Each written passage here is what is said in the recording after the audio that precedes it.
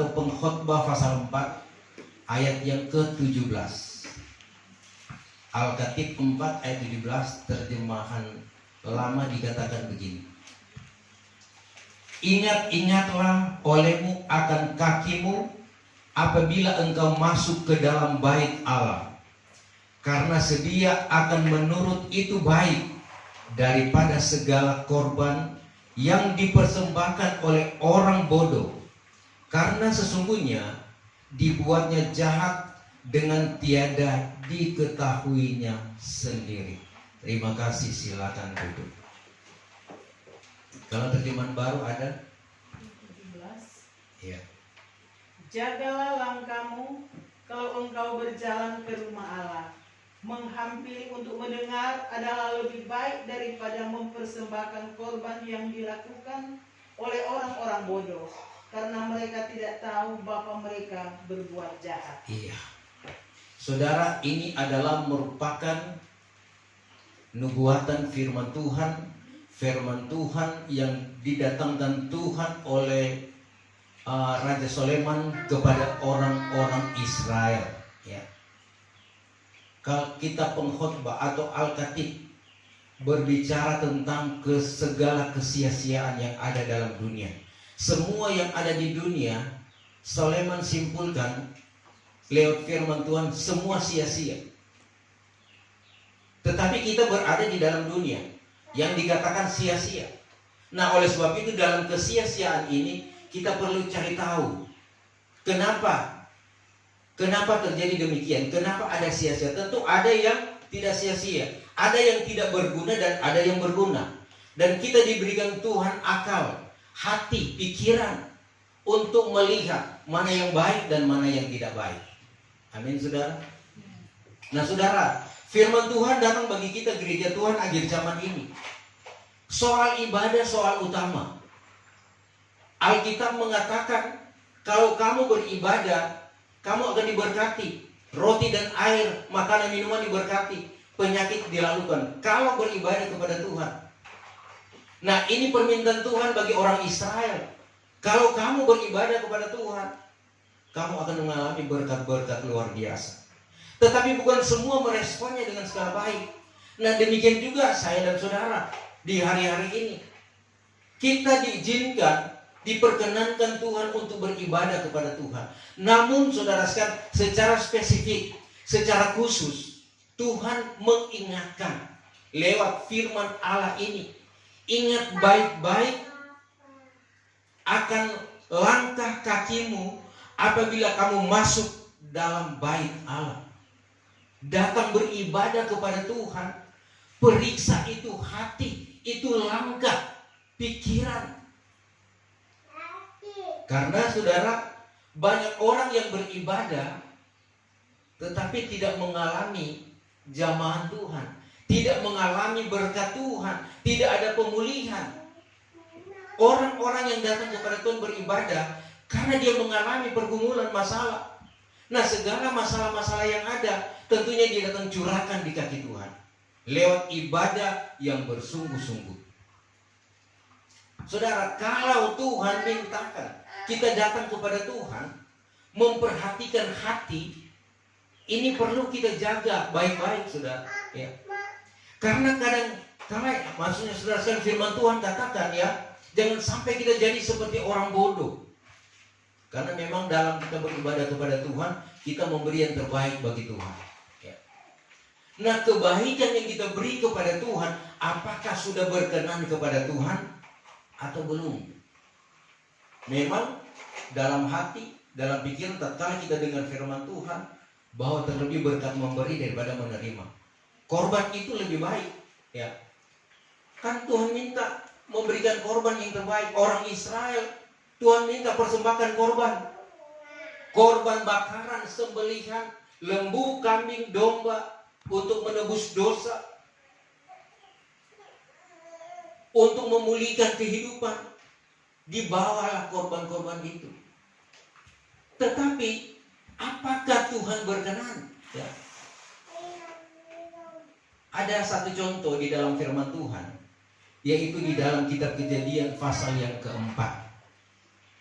Kejadian pasal yang keempat ini adalah berbicara tentang persembahan yang terbaik kepada Tuhan, yaitu yang dilakukan oleh Kain dan Habel. Coba kita baca mulai ayat yang ketiga sampai ayat yang ketujuh.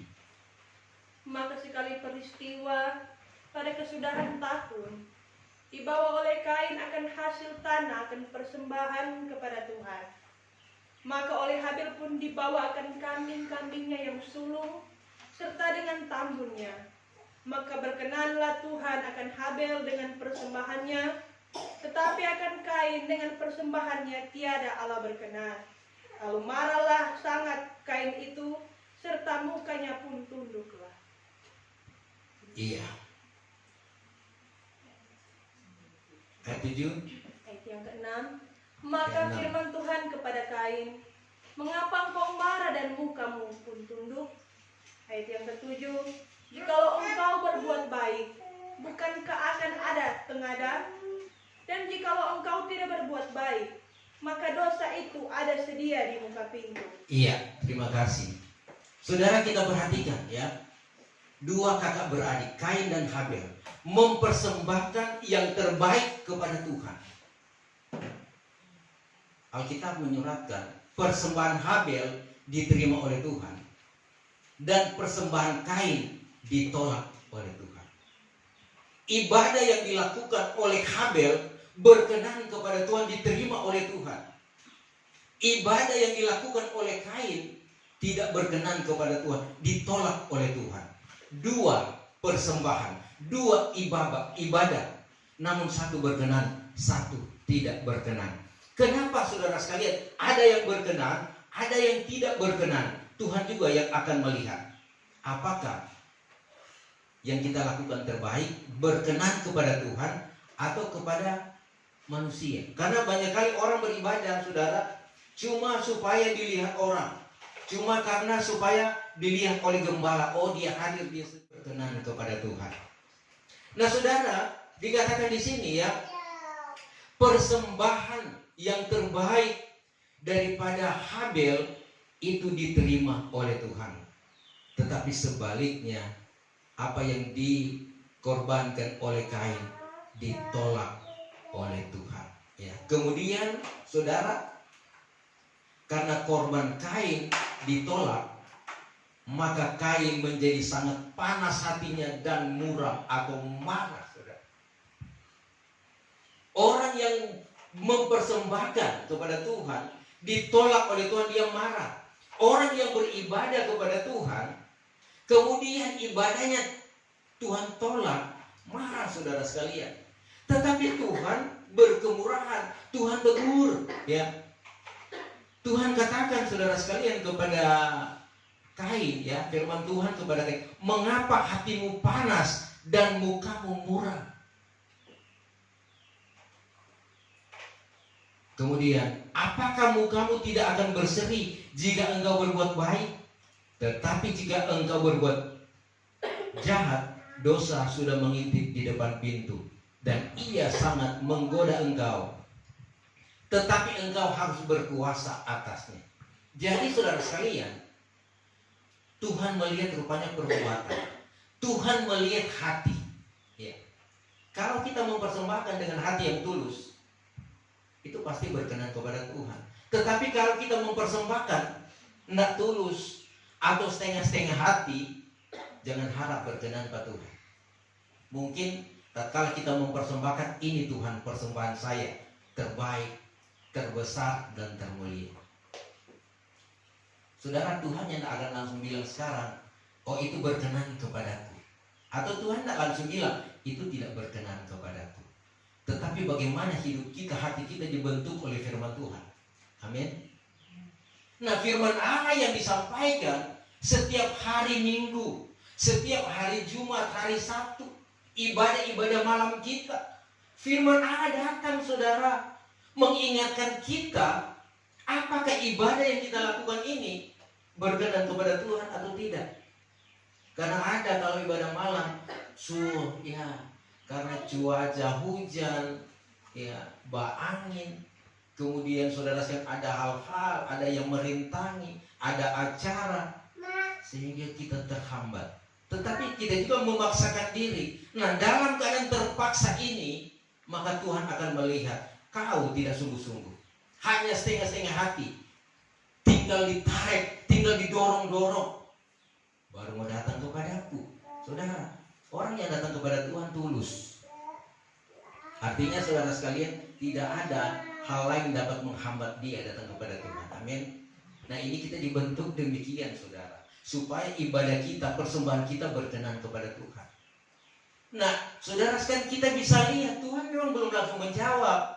Lewat nubuatan Tuhan belum langsung menjawab. Tetapi firman Tuhan sudah menegaskan, menjelaskan, kalau orang hati kotor, Tuhan katakan kepada Kain, kalau kamu berbuat baik karena hati bersih,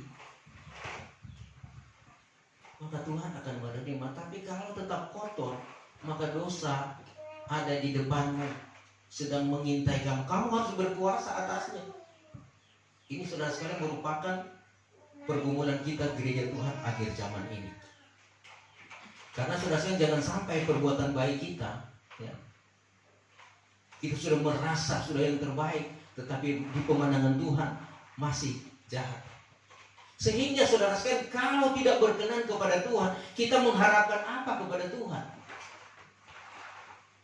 Ada juga yang mempersembahkan, ya, supaya dilihat orang, oh, mempersembahkan yang terbaik, yang besar. Bukan yang dilihat orang, saudara.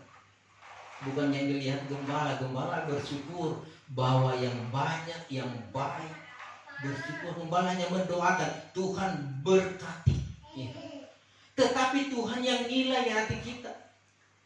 Jadi saudara sekalian, dua hal kita diperharapkan dalam beribadah kepada Tuhan. Kalau kita jahat, pikiran kita jahat, hati kita jahat, tidak berkenan. Biar ada di tengah-tengah ibadah, Tuhan tidak berkenan. Sehingga kalau Tuhan tidak berkenan, kita sudah ibadah, datang dengan berbagai-bagai masalah, pikulan berat, banyak pikiran, hati tertekan, menderita, menjerit, datang dengan keadaan sakit, pulang itu tetap ada menyertai. Artinya dia, saudara sekalian, permasalahannya Tuhan tidak selesaikan. Nah, itu saudara sekalian, hati-hati. Nah, kalau Tuhan tidak menyelesaikan, jangan kita masa bodoh, jangan kita hanya berdiam diri. Tetapi Tuhan katakan kepada Kain, engkau berkuasa atasnya.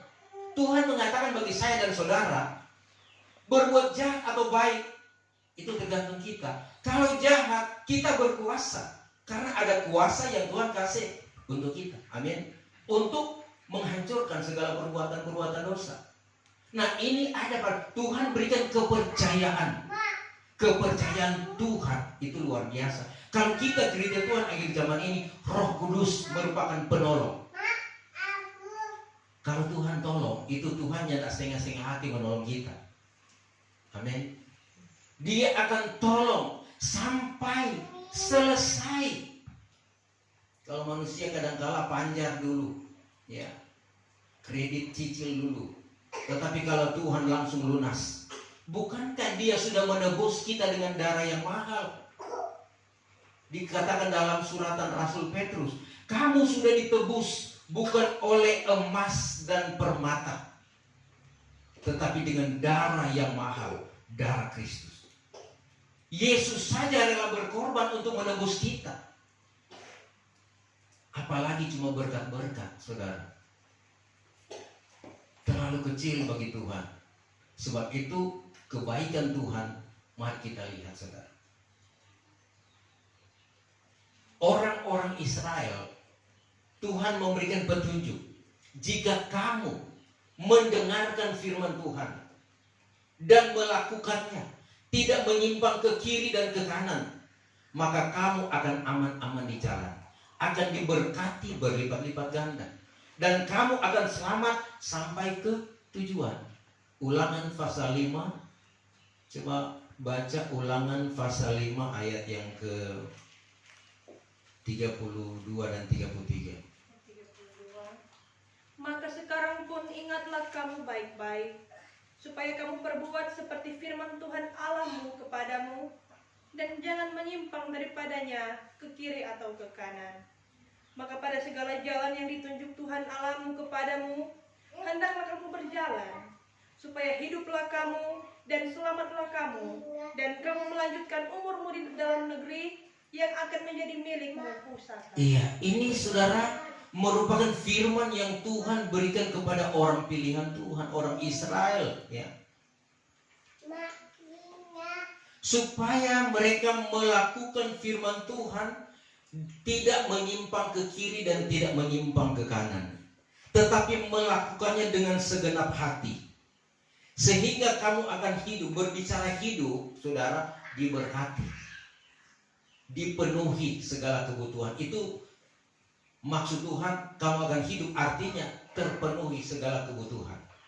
Kamu akan hidup dan keadaanmu akan baik-baik, dan umurmu lanjut sampai ke negeri yang akan kamu duduki. Kalau Tuhan berjanji orang Israel setia akan masuk ke Kanaan, yang dijanjikan Tuhan penuh madu dan air susu dan madu. Tapi bagi saya dan saudara, gereja Tuhan akhir zaman ini, kita akan ke Kanaan semawi, yaitu sorga. Di sana saudara sekalian, bukan cuma lagi penuh dengan air susu dan madu, tetapi di sana penuh dengan kesenangan. Tidak ada air mata, tetapi sukacita selama-lamanya. Itu tujuan kita. Nah, oleh sebab itu untuk sampai ke sana, maka kita perlu memperhatikan apakah langkah kita sudah sesuai dengan kehendak Tuhan atau masih menyimpang, masih tawar-menawar dengan Tuhan. Tuhan suruh melakukan, tetapi kita kadang-kala masih berlambat-lambatan. Tuhan bilang segera bertindak, segera berjalan, segera lakukan. Kadang-kala kita bilang, Tuhan, tunggu Tuhan, aku masih sedang mempersiapkan, saya belum diberkati Tuhan, masih belum punya apa-apa. Kadang-kala terus begitu. Saya masih tidak sehat, ya. Saya masih muda. Wow. Kadang-kala alasan-alasan ini, saudara, sehingga membuat Tuhan tidak berkenan. Tetapi sebetulnya Tuhan tahu kita mampu, tetapi kita tidak melakukan. Tuhan pernah jadi mengalami kehidupan sebagai manusia biasa.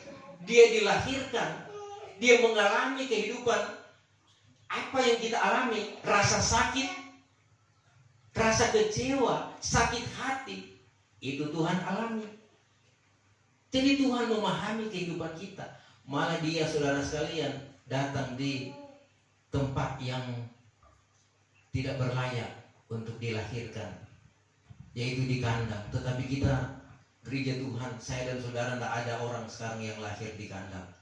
Tetapi setidak-tidaknya di puskesmas, setidak-tidaknya dalam perawatan bidan di rumah yang baik. Tetapi Tuhan mengalami hal yang demikian. Nah, saudara, sebab itu orang-orang Israel, karena mereka melanggar hukum Tuhan, berbuat jahat sehingga mati binasa di padang belantara. Mari kita membaca, saudara, apa yang sudah dilakukan oleh orang Israel sehingga Tuhan tidak berkenan kepada Tuhan. Yesaya pasal yang pertama, Yesaya 1, kita membaca ayat yang ke-2 mulai. Dengarlah olehmu, hai segala langit, dan berilah telinga, hai bumi. Karena demikianlah firman Tuhan, bahwa aku sudah memeliharakan dan membesarkan anak-anak, tetapi mereka itu sudah mendurhaka kepadaku.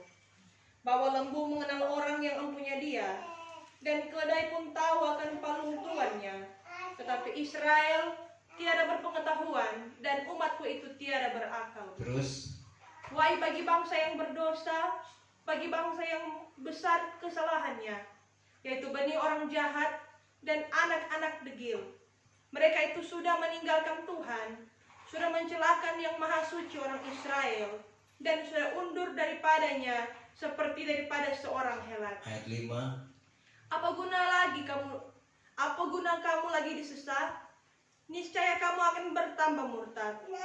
Segenap kepala itu sakit, dan segenap hati pun letih Ayat lesu. 6. daripada telapakan kaki datang ke kepala, suatu pun tiada padanya yang lagi baik, melainkan luka dan bilur dan bisul belaka yang tiada terpacu Iya, dan tiada tergobat saudara. dan Iya. tiada terobatkan dengan minyak. Ya, sampai di sana dulu. Kita lihat saudara sekalian bahwa Tuhan sudah menjaga, sudah memelihara, membesarkan anak-anak, tetapi mereka itu sudah mendurhaka kepadaku. Tuhan sudah jaga tapi mendurhaka.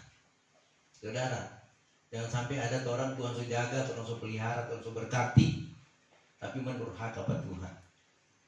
Bahwa lembu mengenal orang yang empunya dia, dan keledai pun tahu akan palung tuannya, tetapi Israel tiada berpengetahuan dan umatku itu tiada berakal budi. Ya.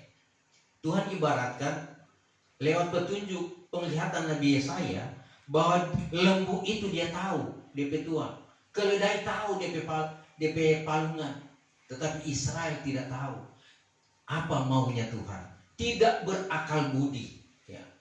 Sehingga Tuhan katakan celaka atau wahai bagi bangsa yang berdosa, bangsa yang besar kesalahannya, yaitu benih orang jahat dan anak-anak yang degil. Mereka itu sudah meninggalkan Tuhan, sudah mencelakan yang maha suci orang Israel, dan sudah undur daripadanya seperti seorang helat. Sehingga Tuhan katakan, saudara, apa guna kamu disesah, kamu akan tetap murtad. Sakit di pemandangan Tuhan dari kepala sampai di telapak kaki, semua tidak ada yang sehat, semua penuh dengan dosa. Ya, itu sakit, itu dosa. Jadi saudara sekalian, mereka gelisah. Orang yang sakit dia gelisah. Tentunya dia akan cari di mana dia bisa mendapatkan kesembuhan. Saya dan saudara mengalami hal yang demikian. Kalau kita sudah gelisah, so sakit, introspeksi diri. Tuhan, kenapa ini penyakit so tidak pernah berhenti? Ya. Baku ganti. Ya. Sakit di kepala, sakit di kaki, sakit di tangan, ya. Sakit di puru. Ya. Mungkin saudara sekalian ada yang sakit pupoji kameja dan pupoji belakang. Semua penyakit-penyakit ini adalah dosa-dosa yang perlu dibersihkan, saudara. Karena Tuhan yang tidak suka dosa. Amin. Nah, saudara kasih dalam Tuhan. Tuhan katakan kepada orang Israel, kamu sudah berbuat jahat, kejahatanmu itu sudah luar biasa, tidak mengenal Tuhan, tidak mau datang beribadah kepada Tuhan. Dikatakan lembu mengenal dia punya Tuhan, tetapi Israel tidak tahu dia punya Tuhan yang menyelamatkan dia. Kemudian Tuhan katakan dalam ayat yang ke-10, Yesaya 1 ayat 10.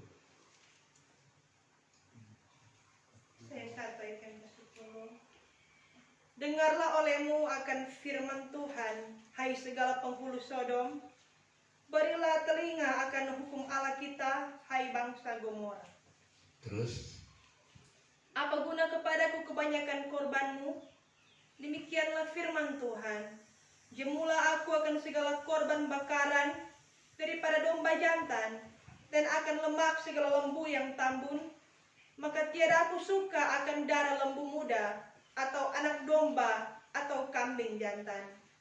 Apabila kamu datang hendak menghadap hadiratku, siapa gerangan sudah menyuruhkan kamu menjejak halamanku? Jangan lagi kamu membawa persembahan dengan cuma-cuma, bahwa pembakaran dupa itu kebencian kepadaku. Segala bulan baru dan Sabat dan panggilan sidang berhimpun itu tiada tersabarkan olehku. Demikian pun puasa dan segala hari raya, segala bulanmu baru dan segala masa raya kamu yang tertentu itu kebencian kepada hatiku dan suatu keberatan kepadaku. Penatlah aku menyabarkan dia. 15. Maka apabila menadahkan tanganmu, aku mengejamkan mataku daripadamu. Jikalau kamu memperbanyakkan sembayangmu sekalipun, tiada juga aku mendengar bahwa tanganmu berlumurkan Iya, darah. sampai di sana. Saudara, Tuhan katakan kepada orang Israel, ya, supaya bertobat, Lakukan kebaikan. Karena meskipun kamu mempersembahkan korban bakaran, korban sembelihan, semua tidak berkenan kepadaku. Bahkan dikatakan saudara sekalian, meskipun kamu beribadah tidak berkenan kepadaku, kamu berdoa, tambah jam doa, tidak berkenan kepada Tuhan, Tuhan tidak mendengar. Berpuasa pun Tuhan tidak dengar, ya. Dikatakan dalam ayat yang ke-13. Karena Tuhan sudah sangat marah, saudara sekalian, kalau kita melakukan kejahatan seperti orang Israel, nggak berkenan kepada Tuhan. Dan ini saudara sekalian tentunya teguran-teguran keras bagi orang Israel. Dan ini teguran-teguran keras bagi kita gereja Tuhan akhir zaman. Apa sebab? Orang saudara sekalian tinggal menunggu sedikit waktu lagi. Yerusalem baru sudah ada di depan mata. Keselamatan sudah ada di depan kita. Sebab itu saatnya kita membersihkan diri. Hati pikiran dibersihkan, dimurnikan dengan firman Tuhan. Sehingga apa yang kita inginkan, keselamatan itu dapat kita miliki. Amin. Kemudian Tuhan katakan bertobat, ya. Bertobatlah kamu. Coba baca ayat 20, ayat 16 sampai ayat 20. Basuhkanlah dan sucikanlah dirimu. Lalukanlah kejahatan perbuatanmu itu dari hadapan mataku. Berhentilah daripada berbuat jahat. Belajarlah berbuat baik. Tuntutlah perkara yang benar. Tolonglah akan orang yang teraniaya. Perbuatlah insaf akan anak-anak piatu. Dan bicarakanlah acara orang janda perempuan. 18. Kemudian marilah kamu hendaklah kita berhukum bersama-sama. Demikianlah firman Tuhan. Jikalau segala dosamu bagaikan warna kirmisi sekalipun, niscaya ia itu akan menjadi putih seperti salju. Jikalau ia itu merah padma sekalipun, niscaya ia itu akan menjadi seperti bulu kambing domba. 19. Jikalau kamu hendak menurut dan mendengar, niscaya kamu akan makan hasil tanah ini yang baik. 20. Tetapi jikalau kamu enggan dan mendurhaka, niscaya kamu kelak dimakan pedang. Demikianlah firman yang datang daripada Tuhan. Ya, Tuhan katakan kepada orang pilihannya, ya. Basuhkanlah dan sucikanlah dirimu. Lalukanlah segala kejahatan perbuatanmu yang jahat dari mataku. Dan hendaklah kamu bertobat dan menolong sesama, ya. Orang yang teraniaya, berbuat insaf akan anak-anak piatu, bicarakanlah perkara orang janda perempuan, dan hendaklah kamu berhukum bersama-sama. Demikianlah firman Tuhan. Meskipun dosamu bagaikan warna merah kirmisi sekalipun, niscaya itu akan menjadi putih seperti salju.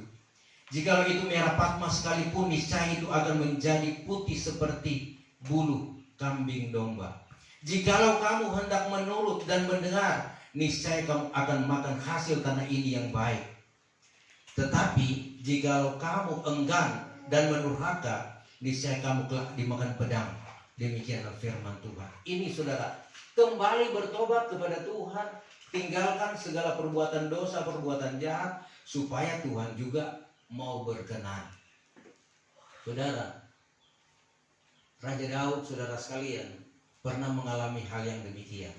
Dia mempersembahkan kepada Tuhan korban bakaran, korban sembelihan, tetapi ditolak oleh Tuhan karena hatinya tidak berkenan kepada Tuhan. Sebab itu dia menyadari, dia bilang, periksa hatiku, ya. Jika Tuhan dapati, Tuhan cabut segala yang tidak baik. Sehingga Daud belajar dari pengalaman ini. Mari kita baca Mazmur 51 ayat 18.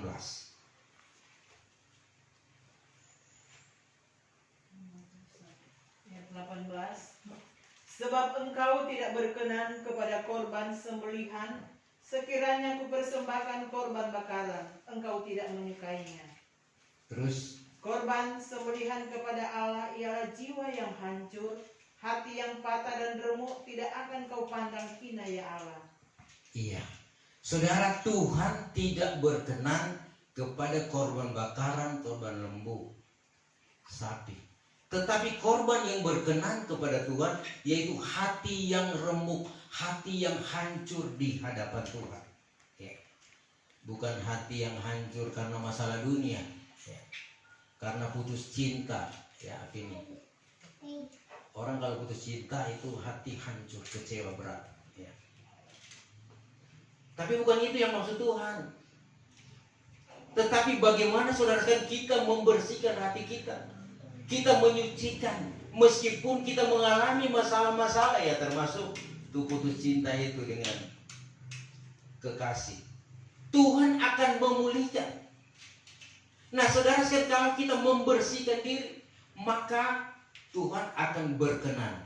Inilah kehendak Tuhan. Sebab itu ibadah akan berkenan kepada Tuhan jika kita membersihkan hati. Bukankah Rasul Paulus katakan saudara di dalam Rum pasal yang ke-12, persembahan yang terbaik bukan lagi korban bakaran, tetapi persembahan yang terbaik adalah kehidupan kita yang kita persembahkan kepada Tuhan. Coba baca. Ya.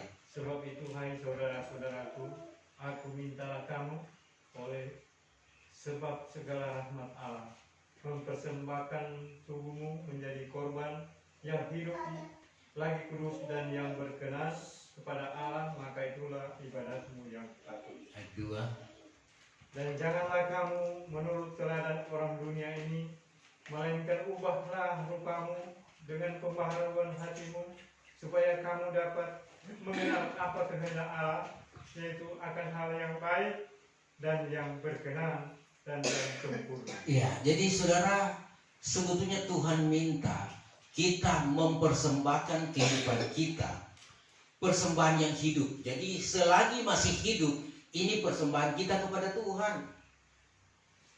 Dan kita mempersembahkan sebagai korban yang hidup dan lagi kudus. Ya, orang tidak kudus. Dikuduskan dengan firman Tuhan supaya kita berkenan kepada Tuhan.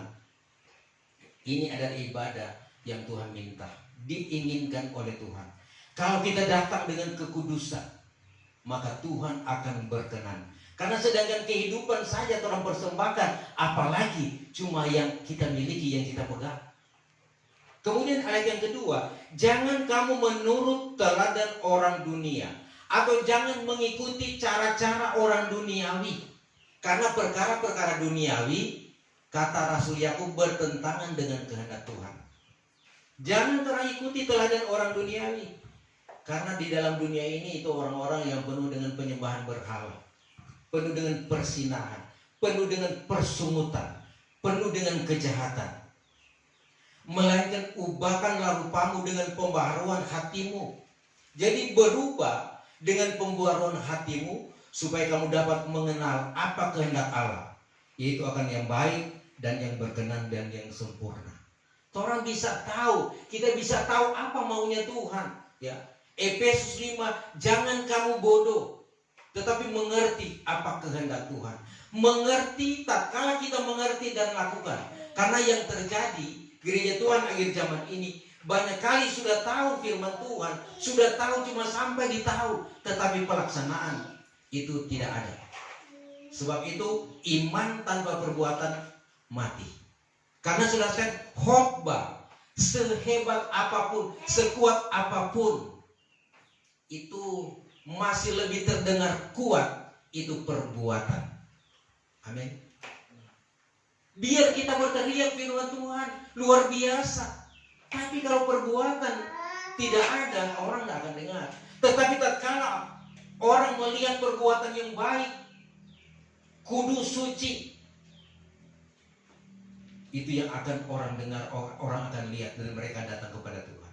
Karena memang kita ini suratan Allah yang terbuka, dibaca. Karena firman Allah tertulis, 2 Korintus 3, firman Allah tertulis dalam hati, bukan lagi di Android, bukan lagi di kertas, bukan lagi di batu, tetapi tertulis dalam hati. Coba baca 2 Korintus 3 ayat 2 dan 3.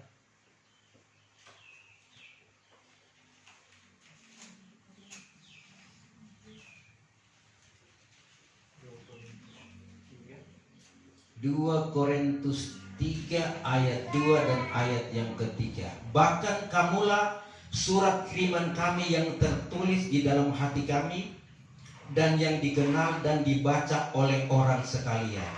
Maka nyatalah kamu menjadi surat Kristus yang ditulis oleh kami, tertulis bukannya dengan dawat, melainkan dengan Roh Allah yang hidup, bukannya di atas loh batu, melainkan pada loh, yaitu hati manusia. Firman Allah ada di dalam hati. Jadi hati ini mengontrol pikiran, perbuatan. Jadi saudara-saudara, orang melihat hati, Tuhan juga melihat hati. Sebab itu Amsal 4 ayat 23, peliharakanlah hatimu terlebih daripada segala yang patut dipeliharakan, karena dari dalamnya akan timbul apa yang ada di hati. Kalau hati baik akan keluar baik, tapi kalau hati jahat akan keluar jahat. Karena perbuatan itu ditentukan lewat hati. Sebab itu orang, saudara-saudara, Tuhan melihat, orang melihat kita. Apakah kita setia, apakah kita sudah bertobat atau belum. Nah ini saudara sekalian yang Tuhan lihat. Karena orang beribadah kepada Tuhan pun di dalam Wahyu pasal 11 akan diukur. Amin. Yang mengukur firman Tuhan bukan hamba Tuhan. Ukurlah orang yang beribadah. Diukur kesungguh-sungguhan kita, kesetiaan kita. Dari awal sampai akhir Tuhan ukur. Oh, dari awal dia sungguh-sungguh, dari awal setengah-setengah, tapi kemudian tatkala masuk di puji-pujian dia sudah sungguh-sungguh. Masuk pada firman Tuhan, ya sudah tidak sungguh-sungguh, pikirannya sudah melayang. Masuk dalam penyembahan sudah tidak ada. Nah ini yang diukur Tuhan, saudara. Ingat, meskipun perhimpunan yang kecil, tetapi Tuhan ada. Saudara, kalau gembalanya tidak akan menegur. Misalnya Pak Sony keluar, dia akan tanya, kenapa Pak Sony suka keluar? Tidak akan tanya, Tuhan yang melihat. Karena memang sebagai manusia terbatas ya. Sebelum doa berkat, Sony tidak ada, Tuhan yang akan memberkati. Itu diukur. Sebab itu karena ukuran Tuhan, firman Tuhan mengukur kita sebagai hamba Tuhan pun, saya menyadari saya diukur Tuhan. Nah marilah kita sesuai dengan ukuran dan standar Tuhan. Kalau kita melakukan ibadah sesuai dengan firman Tuhan, standar Tuhan, yakin saudara sekalian kita akan nyaman, kita akan tenang, akan sejahtera. Apa yang kita khawatirkan dalam dunia ini tidak ada, saudara sekalian, karena Tuhan berpihak kepada orang yang benar. Bahkan mata Tuhan selalu tertuju kepada orang-orang yang benar. Amin, saudara. Nah, mata Tuhan tertuju kepada kita. Sebab itu mari kita berbuat baik senantiasa. Tuhan memberkati, kita mempersiapkan diri untuk kita masuk pada doa dan penyembahan.